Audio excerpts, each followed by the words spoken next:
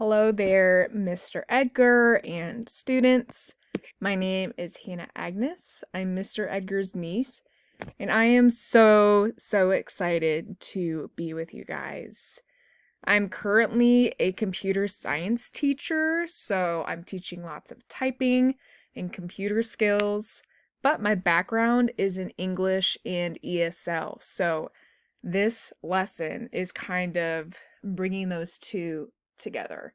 So I'm very excited for this lesson. Also, I love music. I have a little piano behind me. I love biking and hiking and all things fitness. So let's get into what we're going to be talking about today.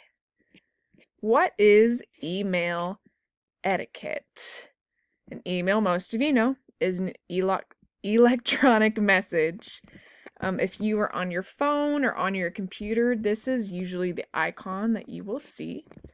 And etiquette is a prescribed or polite behavior among a particular group. So in a business setting, a handshake may be more appropriate than a hug.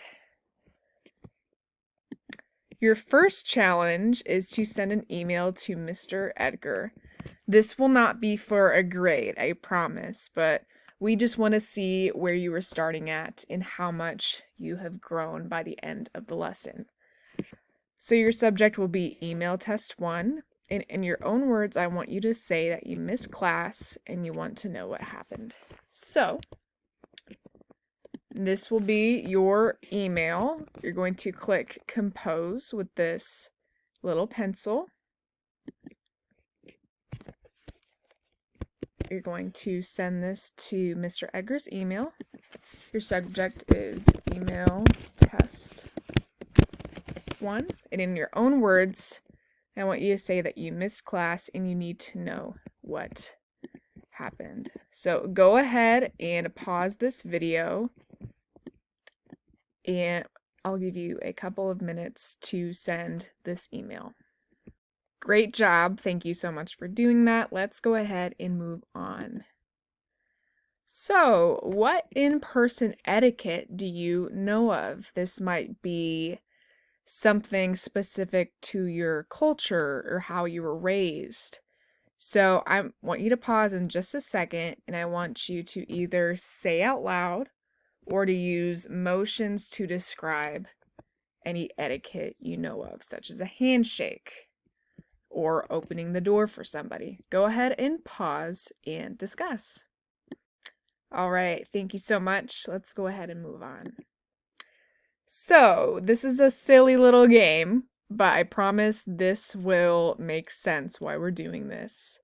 I want you to point. When I ask you this question, you're going to point to one of the two pictures of what you think is the best etiquette for this situation. So, you are meeting your boss for the first time. Will you either chest bump or handshake? Give you a second to point. We are going to handshake. A chest bump may get you some weird looks. All right, this or that. You are at a business meeting. Are you going to jam out to your favorite song? Or will you listen and speak when needed? Go ahead and point. You're going to listen and speak when needed. This may get you kicked out, and we wouldn't want that, would we? All right, this is a little different. We are talking to a close friend. Are you going to laugh at inside jokes? Or will you be professional and direct? Go ahead and point. You are talking to a close friend. Which one? I would laugh at inside jokes with my close friend just because we have that relationship and that we can be goofy and have fun. What about when we are talking to a professor or a boss? Will we laugh at inside jokes or be professional and direct? Go ahead and point. We will be professional and direct when talking to a professor or boss. So, talking to professionals, such as a boss or a professor, is different than talking to a friend. Do you agree or do you disagree? And why is that your opinion? Go ahead and pause and discuss. All right, next question. In-person etiquette is very similar to email etiquette. So the way you would talk to your professor in person, is that similar to how you would talk to them in an email? Yes or no? And why do you think that? Go ahead and pause and discuss. All right, let's move on. This is a little bit more this or that, but it's a little bit different. We are emailing a professor about an absence. Now take a look at this email. We don't have a subject here. I'm going to go ahead and read this to you. My car is busted, so I can't come to class. What are we doing today? I don't want to fail, so help me. Okay, yikes. And we have this email. We have a subject line here with the date and absence. Dear Mr. Edgar, this is Michael from your 9 a.m. ESL class. I'm emailing you because I will be absent from class today due to an emergency. When you have a free moment, could you please tell me what we did in class? Thank you, Michael. Then we have his student ID number. What do you notice about this first email that is bad? Go ahead and pause to discuss. All right, hopefully you noticed that there is no subject. The subject is one of the most important things in an email. It is the first thing your professor or whoever you're emailing is going to see. I think of it like your first impression, so make it count. And if it's not there, that's bad news. We have no introduction. Usually we like to see a name and a class and a time, and I don't see any of that. So we don't know who is emailing here. Your professor has no way to identify who is emailing. There is no closing. No thank you, no ID number.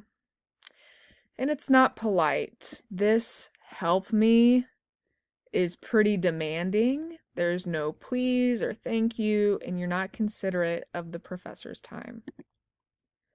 Also notice all of these grammar, punctuation, spelling, capitalization. It's a mess. Would you agree? Yeah? Okay. Now let's look at this email. What's a good thing that you notice about this email? Go ahead and pause and discuss.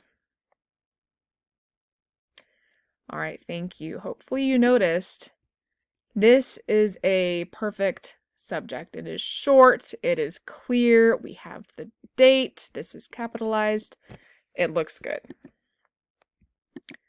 This introduction is clear to the point. It has your name, the time, and the class name.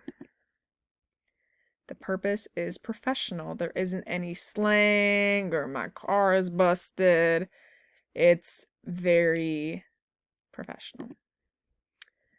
The ask for help is polite. When you have a free moment, could you please? That please will get you far. Trust me. And then the closing has your name and ID number. So this is a little formula, kind of an order to emailing.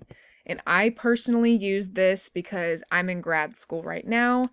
And let me tell you, this formula is very, very helpful, whether you're one of my high school students or you're in graduate school.